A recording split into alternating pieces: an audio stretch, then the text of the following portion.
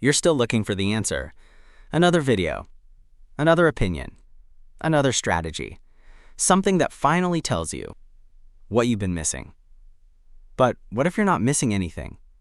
What if the reason you keep searching isn't because you don't know the next step?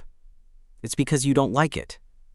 Because somewhere underneath, all the research, all the planning, all the advice, there's a very simple answer. You've been hoping to replace. Think about the problems you've been trying to solve. Maybe you want to get in shape, build something, change careers, start creating, fix a relationship, finally finish the project you keep talking about.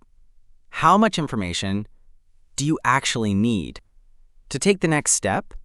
Not to understand everything, not to guarantee success, just to take the next step. Probably less than you've convinced yourself. And yet, you keep searching. One more video, one more article, one more person telling you what they would do. It feels responsible. You're learning. You're preparing.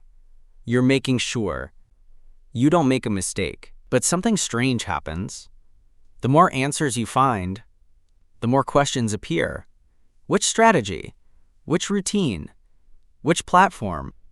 Which approach? Should you start now or prepare first? Should you do more research? Maybe there's a better method. Maybe someone knows something you don't. And suddenly, a simple decision becomes complicated again. That's convenient because confusion gives you permission to wait. If you genuinely don't know what to do, then doing nothing makes sense. You can't be blamed for not taking a road you haven't found yet, so you keep looking. Not necessarily because the answer isn't there. Sometimes because finding the answer would create a much more uncomfortable problem. You'd have to act on it. That's the part nobody likes admitting, because information feels safe. Action doesn't. You can watch 10 videos about starting a business, and none of them can reject you.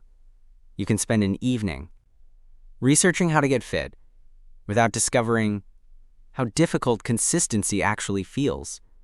You can learn everything about making something without ever putting your own work in front of another person.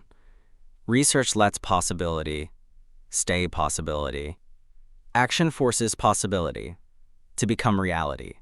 And reality can answer back. You can fail.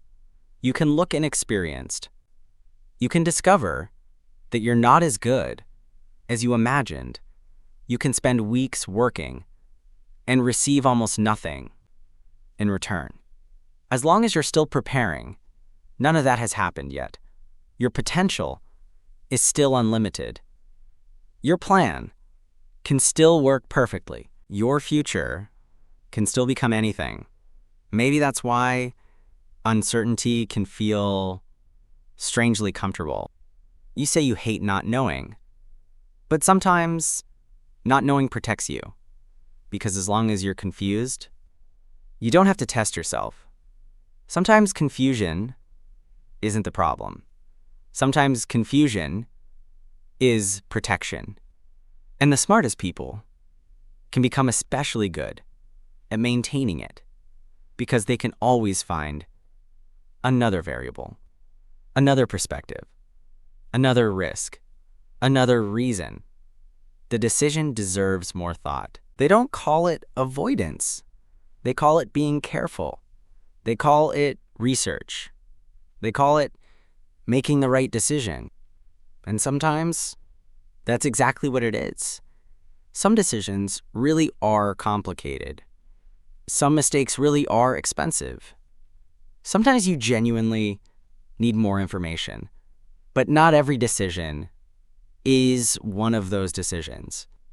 Sometimes you already know. You know you need to send the application, Make the call. Publish the work. Have the conversation. Practice the skill. Do another repetition. Try again. The answer isn't hidden. It's just uncomfortable. And discomfort creates a strange kind of intelligence. Suddenly your brain becomes incredibly creative. What if this isn't the right time? What if I need a better plan? What if there's something I'm missing? What if I choose the wrong approach? Those questions sound rational. That's what makes them powerful. Because you don't need a ridiculous excuse to avoid something difficult. You need a reasonable question. One good question can buy another week, another month, sometimes another year. And during that time, you can remain the person who's about to begin, the person with potential, the person with a plan, the person who could succeed. Once everything is figured out, that's a comfortable identity because it hasn't been tested yet. Reality hasn't had the opportunity to disagree. Maybe that's why people sometimes prefer a complicated answer to a simple one. Complicated answers create more preparation. Simple answers create responsibility. If the answer is keep practicing, there isn't much left to research. If the answer is publish more work, another productivity system probably won't change it. If the answer is have the conversation, watching another video won't have it for you. And once the problem becomes that simple, something disappears. The excuse that you were still figuring it out. Now there's only you and the thing you don't want to do. That's much harder than confusion. So sometimes we rebuild the confusion. We add complexity. We search for nuance. We ask another person. We open another tab, not because we're stupid, because complexity creates distance between us and the uncomfortable action. And distance feels good for a while, until you realize you've been learning the same lesson in 20 different forms. You've heard the same principle from 20 different people. You've saved videos you'll probably never watch again. You've collected advice faster than you could ever use it. And somehow, you're still standing in almost the same place. At some point, more information stops increasing clarity. It starts delaying contact with reality, because reality doesn't give you the certainty you're searching for. It gives you feedback. You act. Something happens. You adjust. You act again. And that's frustrating, because feedback arrives after the action. You wanted certainty before it. You wanted to know which decision would work before making it, which project would succeed before building it, which attempt would matter before trying.